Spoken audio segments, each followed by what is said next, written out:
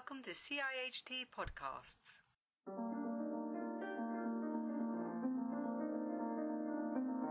Welcome to this CIHT podcast. I'm your host, Justin Ward, and today we are exploring well-being and the bottom line. Well-being is defined as the state of being comfortable, healthy, or happy. We hear a lot about well-being in a personal sense, what we can do to live healthier, happier lives, and what can companies do to support their employees' well-being. But are there hardline business benefits to this? Does improving well-being boost the bottom line? Today I'm joined by Michael Smyth, HR Director at GRAHAM. GRAHAM is an industry-leading construction facilities management and investment company. The company has been focusing on well-being for a number of years now. So welcome, Michael. Thanks for joining us today. GRAHAM wants to be a leader for well-being within the industry. Why is this? Well, thank you for inviting me along, Justin. What I would say is that when you start to think about leadership, it's not about that traditional leadership that most of us will actually think about, which is about power. Rather, I see it as being a servant leadership, is what I would call it. It's about trying to take this well-being message out into our industry because it's become, and it is so important to us as a business. I believe that well-being is actually key to making our industry attractive and to be able to attract talent and retain talent within that. We as an organisation have found through our experience, even though it seems like the wrong necessarily direction to go in some ways, actually focusing on well-being has been a great enabler for success, and hopefully I'll be able to share some of those things that we've done with you as we go through. But for me, it's all about collaboration. I like to think the fact that we have discovered this light, our own little light, something that works really well, but lots of organisations, most organisations have their own little light, their own little treasure that they're finding. And what maybe the difficulty is in our industry and in society in general is that we tend to think of things very competitively. We're competing, so we actually try and hold this in and say, well, we're really good at well-being, so we're not telling you what we do, when actually collaboration is the way forward and sharing those ideas. I like a little quote by Mother Teresa, and Mother Teresa said that you can do things that I cannot, and I can do things that you cannot, but together we can do great things. And I think that summarises for me the epitome of what we're trying to do and what we should be trying to do as an industry. Let's pull our ideas together, look at what works, and let actually try and make advances for our people that are really going to achieve success. For businesses, because we've got to do it for business reasons, but really because we're going to impact people and their lives. And GRAHAM developed the Connect programme. Can you explain what this is? Well, Connect programme started out really because we felt that the traditional appraisal system had broken down. We felt that, you see every year that you've got to fill in these forms with you and your manager, and there's lots of tick boxes and there's beautiful competencies and everyone, it looks beautiful. And from an HR point of view, we love it, but actually a lot of the time it gets put into a drawer or a virtual drawer, and managers and employees hate that experience. So as I say, we were looking at what was happening with that. Our business was really expanding, and we wanted to try and get our employees to move where we were going and to really help to engage with them and manage their ambitions and our ambitions.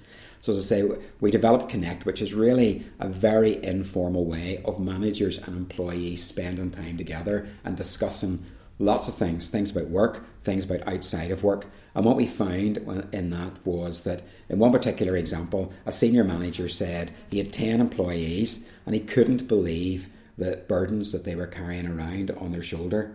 And what was even more depressing for him was that he could actually take away 90% of those burdens. There were things that people didn't need to carry around.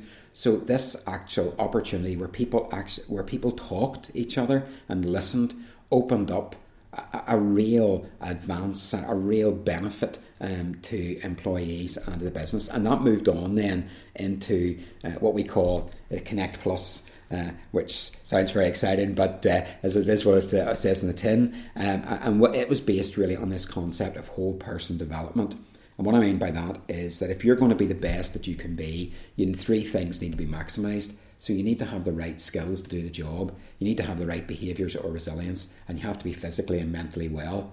And so Connect Plus was very much focused on how could we come up with a system that would analyse where each individual was against those areas, develop a plan for them, put that into place, and then review that it was actually taking place. So as I say, we did that, and people got their skills through those Connect meetings with their managers. We looked at personality profiling for all of our employees and giving them awareness of themselves and others. And we partnered them with some wellbeing experts who provided this confidential wellbeing diagnostic and personal plan. And we then allowed people to go and get additional support. And as I say, this was all confidential. So if they needed to get more information about nutrition or about exercise or about mental health, then they could do that. And what we found is that Connect and Connect Plus has really just it has just opened up for everyone a completely different way of thinking, a completely different way of doing. Hopefully, as we'll explain later, it's produced some fantastic results at all levels. Because the reality is the construction industry does face considerable challenges. A workforce that is traditionally male-dominated and therefore sometimes reluctant to seek help, and employees are spread across sites. There is very depressing statistics such as 2 people a week commit suicide in the construction industry, and then also 44% of all workplace absenteeism is related to anxiety, depression or stress. So these are real huge challenges, I guess, for the construction industry. So how does your organisation deal with these specific challenges? Well, I think, as I say, this is a very personal thing. I suppose about 6 years ago, one of our senior managers who had worked with the company for over 20 years, and I've worked for the company alongside him during that time, he took his own life. And it really, as I say, knocked a lot of us back who had been working alongside him. But I think, as I say, out of something bad that happens, you always want a catalyst of good, and to have something in terms maybe of a memory of a person or an individual. And as we as an organisation started to put some positive action in place, so we started to think about, well, actually, why had this happened? What were the issues around health and well-being with our employees? And as I say, what we realised was that whilst there was lots of these negative statistics, and there are, we live and work in an industry where there's quite an itinerant workforce. As you've said, they're lots of them are males, so they tend to live away from home. They tend to make some very poor health choices in the physical sense, but they also tend to maybe be socially isolated. They can make some what I would call dubious moral choices in terms as well, and that can all lead to family breakdown and to personal psychological issues. So we saw that, but we also knew there was quite a lot of positivity around well-being. So all of the research shows that there's a direct link between well-being and employee engagement, and there's a direct link between engagement and productivity. So it made business sense to focus in on well-being because we were going to have engaged employees. And as I say, the research shows that those companies across the world who focus in on well-being are likely to be more successful. So what we really did was we decided we needed to have a systematic approach of how we were going to deal with this. So we set up a well-being team, and that was made up of people from HR, people from health and safety, and from people who were interested operationally and senior employees. And we came together and we decided, well, look, if this is going to work, we've got to make sure that we can go forward in a way that any sort of project would work. You've got to put your brain into this and make it actually be a structure that is going to deliver results. So we set up, first of all, what we call this framework of provision. So it's a very simple checklist that no matter where you are working in the organisation, there's certain well-being activities or services that you're going to be able to plug into. We then looked to get volunteers and have wellbeing champions across the UK. And the whole idea of that was that it's quite okay to have this big corporate view, but actually it's the reality down on the ground, that one person, and how do we get to them and what they need, and be able to identify that. And that might mean training managers and employees in terms of mental health and being able to spot the signs. And once you spot the signs that there's something not right with Michael today, well, actually starting to have that conversation. And that conversation might be that, well, Michael's just having a bad day. It's raining and he's got wet on the way to work. Or it could be that, well, actually Michael's got some relationship problems or he's got some financial problems, and how do we deal with that? So how do we push them out to the support mechanisms that are there? And in other ways, it could be something very serious where someone, I'm not going to let you, Justin, leave this room until I get medical help because I am concerned for your safety. So it's been able to understand that, but not put managers under pressure. They're not psychologists or doctors. They're here to really help and to be able to spot those signs and put them on. So as I say, it was to try and make sure we were doing that. And alongside all of that, it was about education and support for employees. So it was getting the message out there, and we're doing that through a lot of innovative ways. We've got little videos that we use because that can be quite powerful, rather than asking a manager to do a toolbox talk on a subject they don't know anything about. We do bring in mental health experts to talk on site, and they're usually people who are the individuals on site can identify with. And we found that can actually be a way that the person on site might actually ring that individual afterwards and say, look, I've got a problem, whatever we can do to get people to open up. We've used our own social media internally, and as I say, we've also developed what we call a Well Hub. It's actually an interactive site which has got everything you need to know about wellbeing within that, and it's got exercise regimes, it's got nutrition programs, but it's also got lots of advice, and it helps people, as I say, to be able to access that where they might not actually feel comfortable. And so it's all about confidentiality and allowing people to have that confidentiality, have that opportunity to go and get information, but if they need support, it is going to be there and it's going to be provided. I think you've really touched on it, because it's about allowing people or giving people the space to sort of talk and express if they have problems. So, but sometimes people are reluctant to do that. They really don't want to kind of open up, I guess, and particularly when it comes to mental health. So how do you deal with communicating with people who actually almost don't want to talk? I think the key here is that all wellbeing should be confidential. People should feel that they can access the information without having to come to their manager or having to speak to a colleague or having to speak to HR. Those mechanisms for support should be there. But what we try to do is to say, I've mentioned about our Well Hub, so people can come in there. There's lots of information.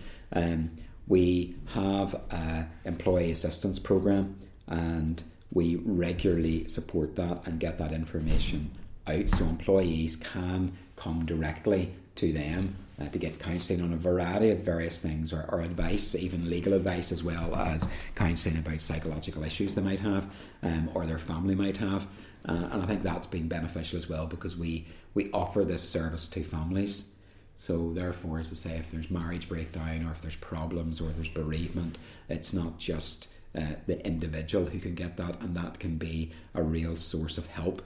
One of our employees, one of their children has had problems in terms of suicidal thoughts and other issues, psychological issues, and they've been able to get access to that information. But again, we don't know if someone has gone to get that service other than paying the bill. We don't get any names, so people can be quite aware of that and know that it is confidential. We also use some of the industry apps. So Sika have developed a great little app which you can use to find out how you are today, and it can actually then lead you into other questions and lead you to help and support. So there's lots of things we're doing. We advertise regularly on site. We have what we call a people board, or our workforce board, and there'll be lots of information on there in various events that are taking place about fairness, inclusion and respect, but also about wellbeing. So our wellbeing champions picture is there. There'll be the Health Assured, who are employee assistance program. Their information will be there. There'll be leaflets. So as I say, we make sure everyone on a regular basis gets that information even sent to their homes, so they know that they've got it. And as I say, what we do and what we have is we have what we call quarterly wellbeing themes. So we look at a particular theme, and this quarter, which we're about to start, we're starting actually today, is all about mental wellbeing. And so we go out and we'll have articles on on our intranet. We'll have webinars by experts, so people can come to that live, or they can come to it at a later stage and plug in. But we'll have various activities that we're going to do. So there's a consciousness that we're getting across people, and what I call normalising the conversation. So people feel, well, it's okay to actually talk about that. And so we're trying to, we've come up with this, I suppose, title, which is Building a Stronger Workforce. So it's strong physically, and it's strong psychologically, and it's strong socially. It's those key areas that we're trying to look at. So as I say, no one ever has to come near HR or actually come near their manager if they don't need to. They can get all of that. But when they do need help, it'll be there and it'll be provided for them. I like the aspect that you said as well. It's sort of strength physically, mentally, and also socially. I quite like the idea that you open it up to families, to the wider. So it really is the whole person that you're considering. It's not just them as an individual, but them in a kind of their family environment as well, that you open that up to, which is, it sounds really, really well considered, I guess. Like you said at the start, you really have to think about how to build these things. Well, what do you feel that are the key elements to making a successful wellbeing program then? I think I might have sort of touched on some, but... For me, you've got to have, at the start, a strategic plan. You just can't start into this and say, well, we'll do little bits over here and we'll do something over there. And, it has to make sense. There has to be a context of what you're doing. Too often, I think what companies do, they feel that they have to jump on this bandwagon. So they have to do something. So they quickly grab whatever's going out there, which seems really cool and up to the moment. And that's not necessarily what people need. And so I believe that we need to have not only the plan, but it has to be practical. So it's got to work. It's got to be something that is going to deliver what your employees need. And you need to speak in what I call a common voice. And what I mean by that is there's no point using big fancy words. If you're trying to just talk to a labourer out on site, that's not what they want to hear. They need to hear something in words that are going to make sense to them. And so...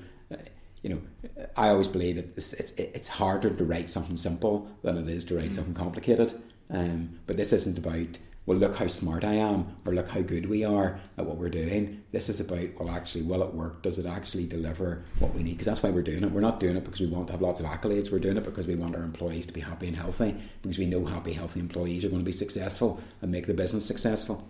And so I think when you look at best practice, you've got to think about best practice and will it work for you? Will it translate into what you're doing? If it does, fantastic. But if not, don't do it at all. Don't do it because it's just something there which looks good. And I think, as I say, there's this what I call interconnectedness about wellbeing, and we touched on it there in that I call it in some ways the holy trinity of wellbeing, those three areas, and what you do in one area impacts the other. So, for example, if you have a physical activity or a program, and most organisations start out with a physical type of program, it actually impacts what's happening on both the psychological and social aspect. So we've just completed a new 100-day physical challenge, but what was happening there was that teams were getting together, they were going out doing things together, competing together, and say there was a whole social aspect of it, but there was that endorphins that people got in terms of physical exercise, losing weight. One person reversed their type 2 diabetes, but as I say, you get those endorphins, you feel good about yourself, but you're actually getting out and getting company, and that can take away that isolation. So if you can probably see that all of those things work together. And then I think, as I say, what's also, I believe, has been really successful for us is that you've got to get your employees and your managers in partnership with you and understand what they want. So they've got to be part of the design. So constantly we've got little pulse surveys, little focus groups where we bring together and say, well, what's actually happened out of that? How could we improve what we could do for the future? And so it gets a sense of ownership. This is our program. This is what we're doing around wellbeing. It's not something the company are doing to us. And as I say, we've been very fortunate in that our leaders have not only just said, well, write the check and let that go, but they've actually wanted to take part. So when we've had programs, especially where there's been a certain amount of vulnerability required, they've put their hand up and said, well, I'm going to lead in the front and take part. And I think it actually shows people, well, if they're willing to do this, if they're willing to say, sometimes I get depressed, sometimes I don't have a good day, and I need to talk to someone, that actually is quite powerful. And as I say, the important thing for a business and for any of these, it's not about what I call, so many people think that well-being is going to be warm and fluffy. That's what it is. It's just warm and fluffy. It's something nice that we do because it's something we feel it should be done. But actually, when you look behind all of that, it's really about hard results. It's about achieving something for people and achieving something for the business. And if that's not being done, well then you shouldn't really be carrying out the well-being at all, because it's not just about being altruistic. And I guess this leads on to the final question, is about the business results and the kind of bottom line, as I mentioned at the start. What have you seen in terms of all the programs that you've put in place to support people at work, and how that's translated into the actual sort of nuts and bolts of running the business successfully? Well, I think that there have been some fantastic results at all different levels. So I think if we just look at the basic individual level here, first of all, over the last number of years, we send all of our employees off for a voluntary medical every year, and so we get anonymised data that comes back from that. And what that had been telling us had been that a lot of our employees were a heart attack or a stroke waiting to happen. So there was action that needed to be taken. What we've seen since we started getting involved and focusing in on wellbeing is that we've reduced our smokers by 25%. We've reduced those who are overweight by 15%. We used to be the second highest alcohol consumers in its BUPA. So this whole UK-wide survey, we were nearly at the top, but we're now the bottom. And as I say, since we started focusing in on a lot of these wellbeing activities, we've seen a 50% uptake, and people are really hungry for that. And as I say, we've seen some positive personal choices where we've seen people, as I say, reverse their diabetes. We've seen people lose weight. We've seen people move away from the brink of, as I say, perhaps having a heart attack to just life transforming. I mean, there's just so many, as I say, fantastic case studies. So at that level, at the basic human level, a lot of really good things are changing. But if we look at Connect, and Connect really is our flagship wellbeing program, what I would say there is that employee engagement went up by 20% in the first 2 years that we were doing it. And when we moved into Connect Plus with all these different elements, 85% of employees felt it really was excellent and delivered what they needed, and managers. And what we saw was there was 80% of people decided to make a personal wellbeing change that took part in our program. Now that was phenomenal. And the other thing was that 70% of people went to those additional sessions, which showed me that there was a hunger and a need for these things. And as I say, what we did, on our last employee engagement survey, we decided to measure and compare this group of people who'd been through this Connect Plus program with the ordinary population. And what we found was their turnover was 1%, which was really nothing. But alongside that, on every question, they outscored the other group by 10% in terms of positivity. So there really was something happening there. And beside all of that, during all this time, profits and turnover have soared. So there's a direct link in my mind, all these positive things that we're doing with our people, all the things that they're feeding back to us in terms of their engagement, and what we're getting at what I would call the hard-nosed business front. And I think the business itself now believes in that. They see that that's the way forward, and they're willing to commit more and more resources into what we're doing. And to be fair, and I think, as I say, sometimes we get it wrong. It's easy this podcast for people to think, well, that sounds all wonderful, and I could never be like that. Any organisation can. I sometimes listen to these things, or you come along to a conference and everybody's doing all these fantastic things, and it makes you shrink a bit inside to think, well, my organisation isn't like that, or I couldn't do that. And that's not the case. You've got to start where you are. You've got to believe that there are some things that you can do, and that eventually you're going to get the right results if you focus and do things the right way. So I'm a great believer that we're all on a journey. I have a lot to learn, and I'm hoping, as I said, I can still learn from other people and what they're doing, and that we can share. And it's really important, I think, for our industry, coming back to what I said at the very start, that we start to think about collaboration. We start to think about how we can share these ideas, not compete, because we're not competing to make people healthy, to make people mentally well. That is not what we're about. We should be focused on that as a given, as part of what we do as an organisation. Thank you for listening to the CHT podcast. That was an interview with Michael Smyth from Graham. Thank you very much. Thank you, Justin.